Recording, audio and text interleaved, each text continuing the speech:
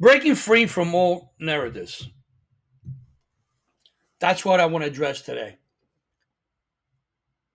How to think for ourselves. How to think for yourself. In today's world of complete misinformation, how do we distinguish what's real and what's not? Here's a question for you guys. How many times have we believed something because it seemed true, only to realize later that it wasn't? How many times have we heard something about someone, and then when we finally met that person, we realized that it was completely not true? We have to break free from all narratives, thinking critically, and navigating in this world of misinformation in today, 2025, and moving forward. That's the video today. As 40 something, 50 something, 60 something, why are we so vulnerable to narratives? And young people are also vulnerable. Look, in my opinion, it's the power of stories. As humans, we are wired. We are wired to respond to stories. But stories are not always true. It doesn't matter where we are. If we're doing a bedtime story for our children, for our grandchildren, if we are listening to a source of news, if we are going to a theater, if we're going to a musical, if we're watching a commercial, everything is in a format of a story.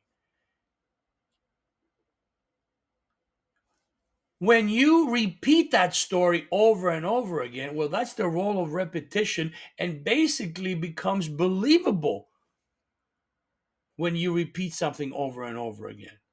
Coca Cola.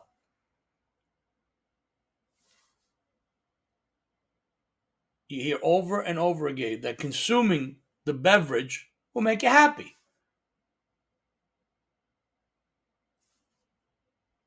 Other products, when you use them, will solve a problem, will make you feel a certain way over and over and over and over. Companies spend billions of dollars in advertising to repeat a certain story, to get a reaction. Because as humans, we like to listen to stories.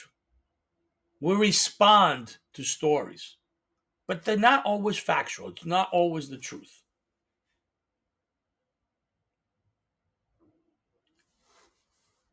How many times have we heard a story in the past? And again, I'm talking about, again, 40s, 50s, 60s, my age, right? Something that we used to hear in the past that it's not true anymore. That's proven not to be true. Dietary fads, political propaganda. Starting back in the 80s, the dietary fads, right?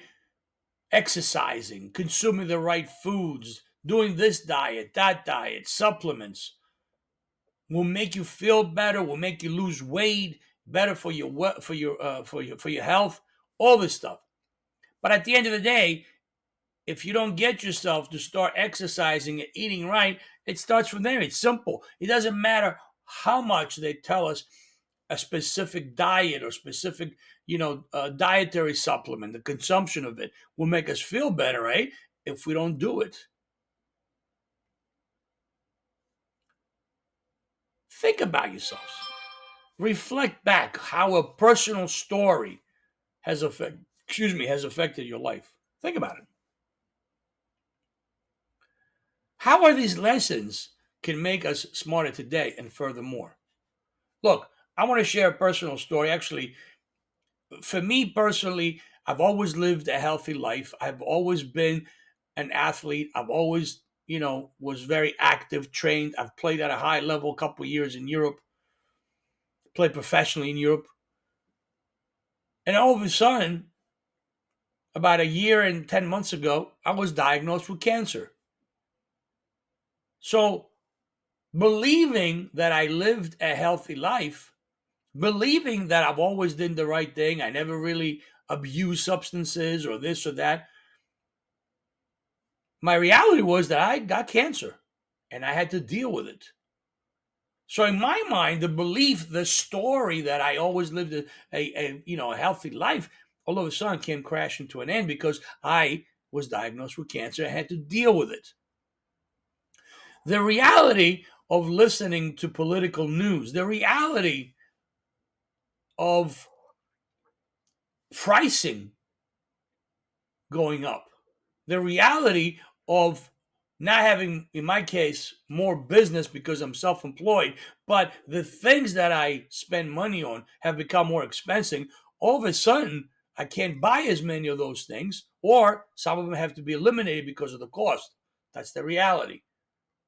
So, what can we do to start distinguishing between misinformation and what's actually true? What about asking the right questions? If you get a piece of information, if something you hear or you see, how about asking who benefits from this information? What is the source of this information? Is the source of this information credible? And is there any interest on that source putting that information out? Is there any benefit to that source? Did that source gain advertisement money from someone that the story is about? Is there evidence that this information that we heard of is true? It's called digging, it's called doing due diligence, it's called doing, research. What about diversifying our sources of information? As a 40, 50, 60-year old, have you been accustomed to listening to the same news channel, to the same media source for years and years and years? Have you tried to start listening to more independent creators on YouTube, on Instagram, on TikTok, or any other social media? Or are you fixated or just getting your source or you're getting your information from one source? You've been listening to that source for the last 20, 30, 40 years, and that's all you do.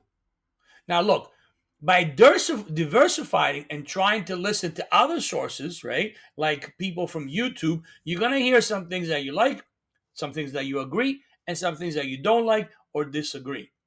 By doing your due diligence, by thinking about both sides, now you become a better decision maker.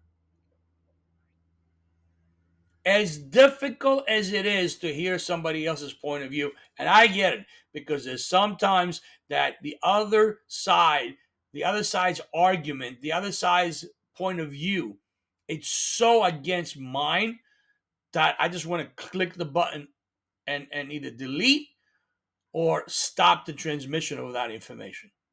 But as difficult as it may be to listen to those things, maybe we need to force ourselves to listen to that.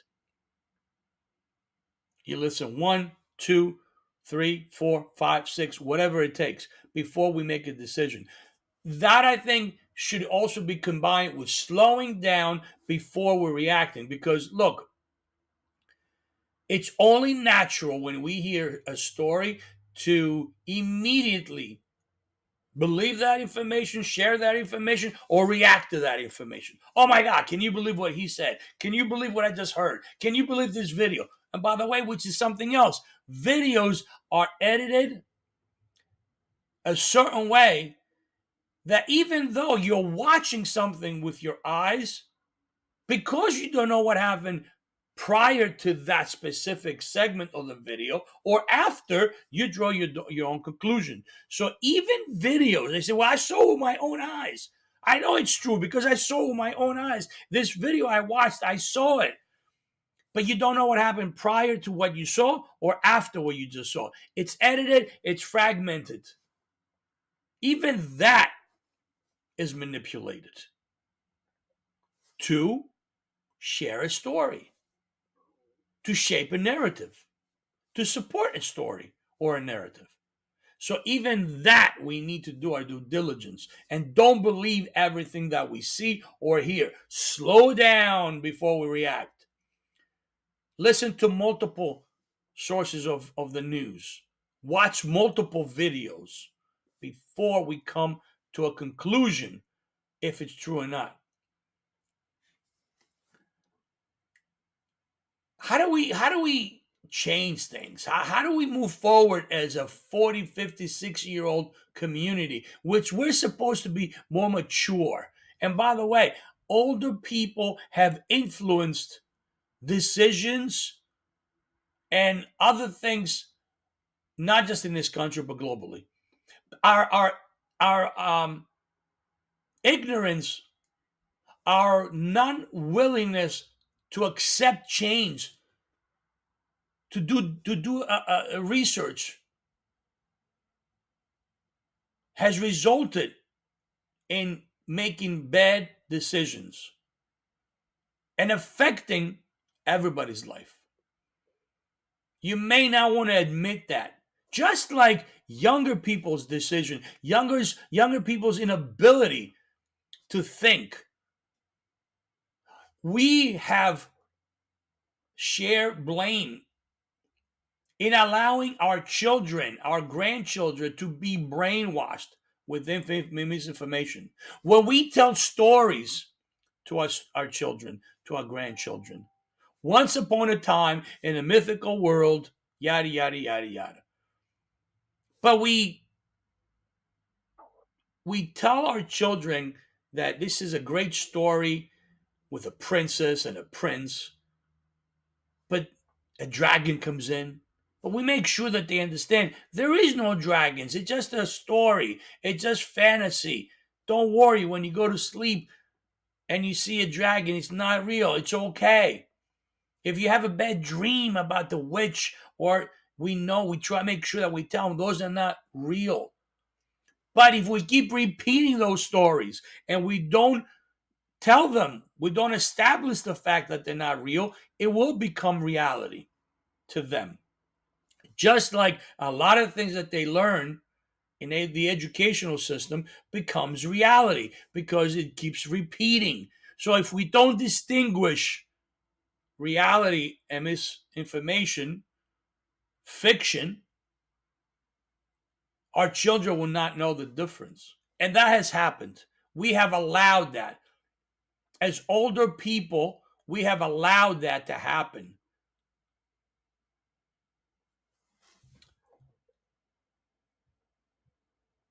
Look, nobody wants to get involved in politics. Oh, including myself.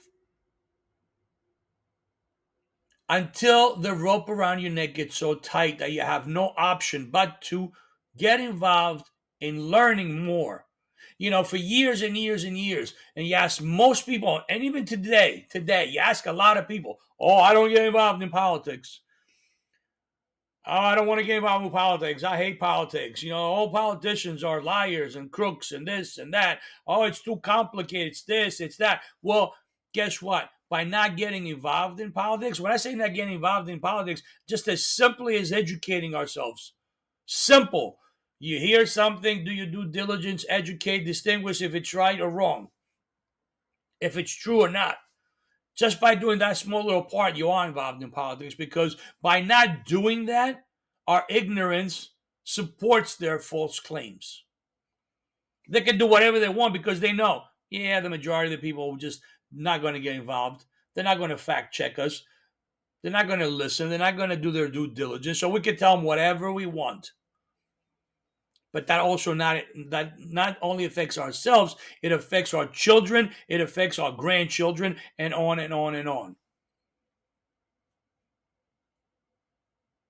Our habit of not getting involved, of having that attitude, in my opinion, causes more harm than good. Because we have grown up believing what our parents and grandparents used to believe. A lot of us. That has to change. The world has changed. From the time your grandparents were our age or our parents, the world has changed. We also need to change. You cannot believe what your parents or grandparents believe because simply the world has changed. It's not true anymore. Why don't we do something? Here's a challenge, a media diet challenge, what I like to call. What I'm suggesting is basically limiting news and social media consumption for a week. Don't listen to news. Don't go on social media and listen to news or follow stories or what have you. Focus on maybe reading a book. Focus maybe on spending more time with your wife, your husband, your children, your grandchildren, doing more athletic activities, going out for a walk, fishing, whatever. Just stay away from news networks. Stay away from social media that provide news and stories. Just let your mind clear. See what happens. See what happens. What about playing devil's advocate and maybe as much as and it's difficult as it is to put yourself in the other point of view, the other side of the narrative. Try to listen and believe me, I know because sometimes what I hear on some views, I'm like, oh my god, I just want to press the delete button or close the TV and not listen anymore, right? But as difficult as it may be, do that. See what happens. And also listen to multiple sources of media, multiple channels on television, multiple, content creators on YouTube, on TikTok, on Instagram, on X, whatever. Okay. Even though you don't like it, even though it's very difficult to listen. And then maybe you can make a better decision. Or when you start doing your fact checking process, maybe instead of doing it by yourself, maybe you do it with your friends or your relatives. So if you hear something, okay, share that information and listen to the other points of view because don't forget, ideas may be born by individuals by having this a group of people to sharing that idea and bounce different things. You might realize that there's something that you didn't think about, or maybe somebody else says something that you need to think about. Some of the most successful people in the world had an idea, but their ability to allow other people to come in with their versions of that idea or pinpoint stuff in that idea, good or bad, now gives us a different insight. The ultimate decision is ours. The ultimate decision of what to believe is ours. Is it reality? Is it misinformation? But having a group around us to share in that fact checking process might be a very, very good thing. What I'm discussing here, does that help us? Could we live a better life because of this? I think so. I mean, how many times, and it's happened to me in person, when I hear something and my anxiety level, my stress level gets like, from 0 to 100 like this because I heard something and I'm like, oh my God, can you believe what I just heard? Can you believe what, it's undeniable. Oh, but before we start going like that, we need to know how to filter that misinformation, prevent unnecessary warnings, worries, and exaggerated false crises and claims and this and that. Because not only do we put stress on ourselves, we project that stress into our spouses, into our children, into our family, into our community, only to realize that wow, it wasn't really as bad as we thought it was. Or maybe there wasn't at all.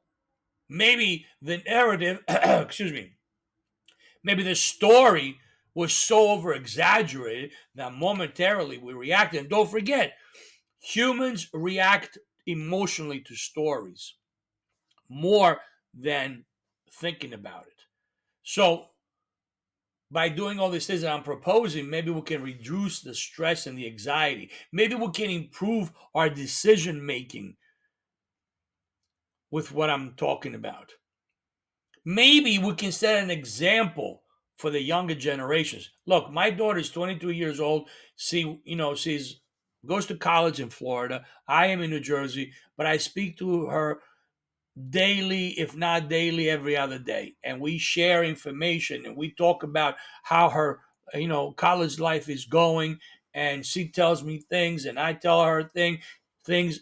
And one of the things I always tell her is learn by watching mom and dad. Learn by watching us. The good things that we do, the bad things that we do, our mistakes, our wins, our losses, and then draw your own conclusions. Learn by watching us. Learn by watching other elders. Learn by watching your peers.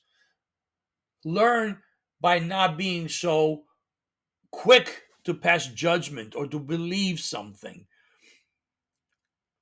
Critical thinking. I work with young people in my business. I train and I coach young people. And I do it by always asking them to think. Think. Don't just, my world is I'm a soccer slash futsal trainer, so I teach to play the game by thinking more than just having natural skills to play the game. I believe that sports, no matter what, you have to think more than you can actually do physically. That's my belief. And that is also life. Thinking, not overreacting. When the stories come our way, don't be quick to judge. As natural as a trait it may be for humans to emotionally react, it's very difficult. I get it. It is very difficult to do so. One of my old bosses many years ago told me, Nico, don't ever make decisions when you're mad. That was a wise decision. I've tried to practice that over the years, not to make decisions when I'm fired up. Sometimes it's very difficult. In my world, I may get an email that I hate and just like my pressure goes from 0 to 100 like this. I have to take a deep breath, then compose, go maybe have a cup of coffee, leave my computer, walk around, calm down, and do not answer that email until I think about it. Let some time pass away, calm down, think, examine, check this, that before I reply. Listen, just to close out, um, I believe that we've learned from our past mistakes um, over the years, growing from teenagers to young adults to senior adults and where we are now. I believe that we need to do a better job of guiding through this misinformation. We need to use our wisdom and our confidence, the things that we have acquired as 40, 50, 60 something, to guide ourselves through the channels of misinformation. Don't let others dictate your thoughts. Take charge of your mind, question everything, and embrace the power of your wisdom. We have so much wisdom as 40, 50, 60 year olds. But at the same time, we cannot be stagnant to the way we used to think. We have to learn to change. Is there something that you recently questioned? Do you agree or disagree with what I'm saying? Love to hear from you guys. Love to hear from your experiences, why you agree, why you disagree. One of the biggest sources of why are young children. When they ask you a question, it's always, well, why? And then you tell them why. And they'll say, well, why? And you tell them, why? Why? Why? Why? Young children are never satisfied with one answer. If you give them an answer, they'll ask you why over and over and over and over again because they're curious, because they want to know. They're never satisfied with mom and dad, grandpa and grandma giving them an answer. They always follow up with why. Well, you can't go out and play. Well, why can't I go out and play? Well, because it's late. Well, what do you mean it's late? Why is it late? It's why. Maybe we need to adapt that mindset. Why? Why am I being told this information? Who is benefiting from this information? Why is the information popping up at this time, this particular day, this particular month? Why? Why? So, if you guys have maybe something that you want to share, maybe something that you want to ask why, love to hear. Love to hear comments. If you agree, disagree, why you disagree. Please share this video. Please like this video. Consider subscribing if you like to continue the conversation. I like to step into 2025 and keep going with talking about these problems, these challenges, solutions to everything, how to make our lives better as 40, 50, 60-year olds, how to make our lives better, how to make our children's lives better, our grandchildren, our community, can we make it better? The world has changed. The way we consume things has changed. Social media, news, everything has changed. So we need to do our part.